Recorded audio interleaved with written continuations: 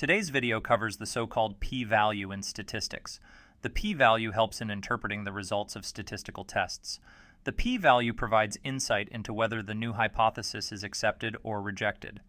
The lower the p-value falls below the given significance level alpha, the more significant the result is, and the more likely the new hypothesis will be rejected. Let's look at the following example to understand the p-value. Recently, rumors have been increasing that the battery of a new model from a smartphone manufacturer lasts less than 15 hours, thereby falling below the usual battery performance of smartphones in this price range. We have now been tasked with investigating this matter using our statistical tools. First, we set up the two hypotheses. Hypothesis 1, abbreviated as H1, is intended to statistically confirm the existing rumors and thus states, the battery lasts less than 15 hours. The new hypothesis, abbreviated as H0, represents the null hypothesis and is intended to demonstrate that there is no difference in battery performance compared to the usual battery performance of smartphones in this price range. H0 thus states, the battery lasts at least 15 hours. Next, we take a sample of 100 devices.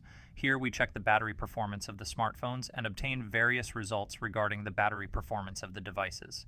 Next, we calculate the mean of the individual battery performances. The mean of our sample is 14.9 hours. Finally, we process our data using a statistical program and choose a significance level of 5%, that is 0.05. After evaluating the data, we obtain a p-value of 15%, that is 0.15. We thus recognize that the p-value of our test far exceeds the value of our significance level, so the null hypothesis cannot be rejected.